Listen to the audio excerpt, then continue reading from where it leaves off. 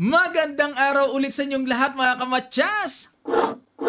Kalmutan time na naman tayo, laro ni Woman International Master Lu Miaoyi, ang 13 years old na pambato ng China. Aba, namamayagpag ang mag-ina sa Europa. Nasa Spain ngayon, sa San Cristobal de Laguna, at nilaruan nila ang Festival Internacional de Ajedrez. Mayroong long game ito, may rapid at may blitz. Mukhang lahat ay lalaruan ng mag-ina. Ayan, bago tayo magsimula, silipin muna natin ang mother ni Meow Meow. 'Di ba? Yan ang sumusuporta sa kanya eh. Naglalaro din, syempre, WGM yan eh. Total, naglalaro si Meow Meow, laro na rin siya. O di kahit papaano mapapractice pa rin yung kanyang pagiging WGM.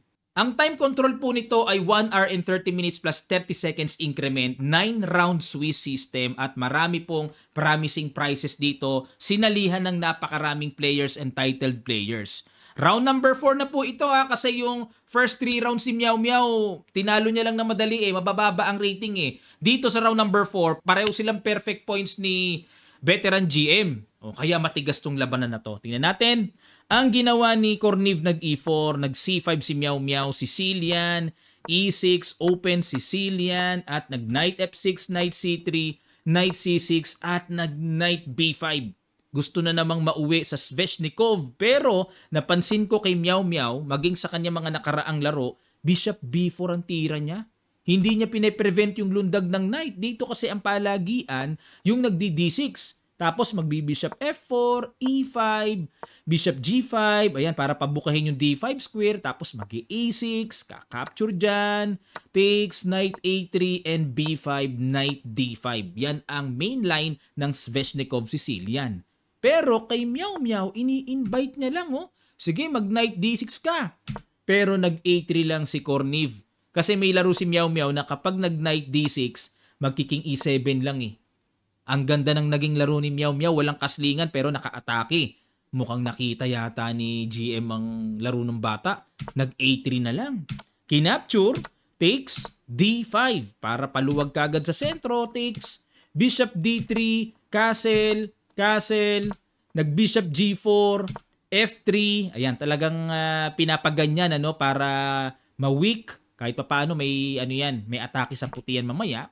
Bishop H5, Bishop G5, Queen B6 check, King H1, at dito mga kamatyas, ayan na. Nagsimula na ang gulo-gulo factor. Ano ang ginawa ni Meow Meow dito? First puzzle tayo, sa ilang sandali lang tutuloy kagad natin. Start.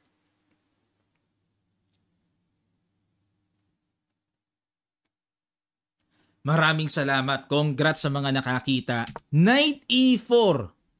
Bookline pa rin naman ito. Yun nga lang nakakabilib na tira.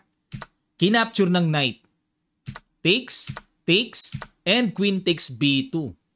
Signature Meow Meow yan. Magulo ang gusto niyan. Nag-queen D6. Ayan, para suportado ang pawn. May threatening rook A B1. At may mga queen C7 paparating. Pressure sa B7. Threat din bishop takes knight. Good move din ang queen D6 ni Korniv. At nag-bishop G6, rook A B1, queen C3, iwas, nag-rook takes B7, ayun. Ito pong rook takes B7, ngayon pa lang may kumagat dyan. Dahil sa madalas sa pagkakataon, ang ginagawa dito ay kinakapture ang bishop. Pag capture, saka pa lang te-take sa B7. Yan ang palagian. Pero dito, balik tayo, nag-rook takes B7 kagad, nakakapture si Meow Meow. Takes, queen C4, atake, double attack, at nag-queen D3. Hinarang kagad ng queen. Knight E5, pamwersa, takes, takes. Ayan, bilangan tayo ng pawns, 4 sa 5. Ba, lamang ng isang pawn si GM. Bishop E7, rook FC8, nag-H3, pasingaw muna sa back rank, at nag-knight D2, double. Ay nako, may atake din sa C2. Nag-rook D1, knight takes E4, may double. Bitin pa yung pawn sa C2. Nabawi yung isang pawn. Nag-king H2, A5. Ayan, bakit kaya gumanyan? Okay, gets. Pag kinapture kasi ang pawn, mayroong rook takes A7 na hindi pwedeng capturein, maiiwan ang back rank. Yan. Kaya dito, nag-A5 muna at nag-Rook D4, atake sa Knight, Knight C5. At takes, nag-C4, equal pawns na, no?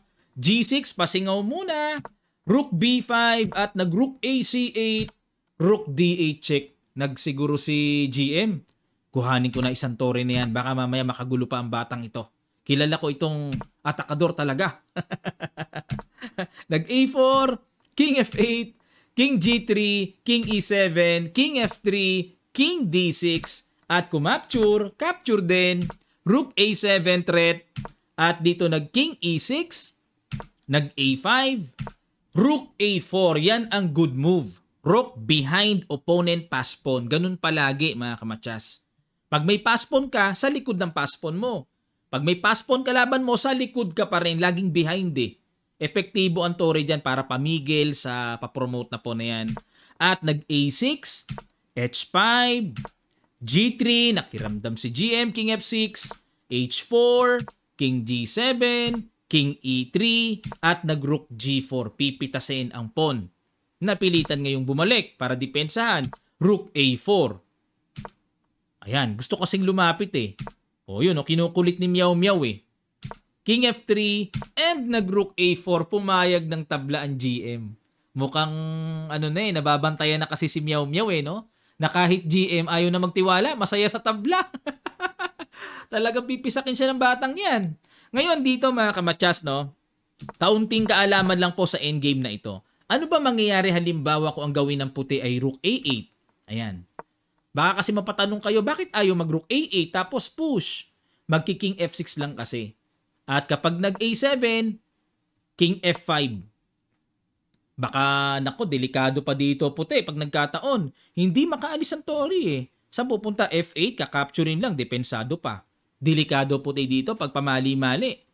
O halimbawa, dahil ayaw iwanan ng Tori ang pawn, ang gagawin ay King G2, o talo pa. King G4, delikading. Check yan dyan, malalagas ang pawns. Diba? Talo pa. Kaya dito, para makasurvive ang puti ng tabla, ito gagawin. Rook B8, i-give up na talaga yung pawn. Okay? O ngayon, check muna, pagpalagay na, check muna. King G2, saka capturein yan para kahit papaano, napa-atras ang king, na passive-passive.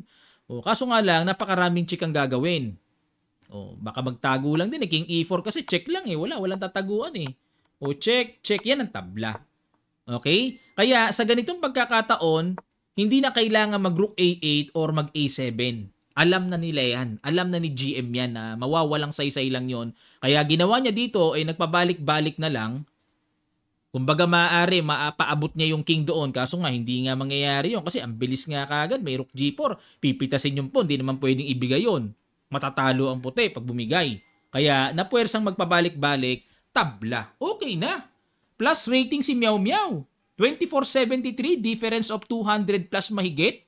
Plus rating. At ang ganda pa ng mga pangyayaring mga susunod dito. Yan ang antabayanan nyo mga kamatya. Sa round number 4 pa lang to, no? Lahat aalamin natin ang istorya mula round number 4 hanggang round number 9 ni Meow Meow. Ia-analyze natin dahil marami pong fans si Meow Meow na nakaabang talaga. Maraming salamat mga kamatyas at sa huling pagkakataon, pakita ko muna sa inyo ang kanilang venue. Ayan no, ang cute parang elementary school. Parang park ko, nakapalibot ang mga flags. Ayan no, natutuwa lang ako, parang na-imagine ko yung elementary school na pinasukan ko noon.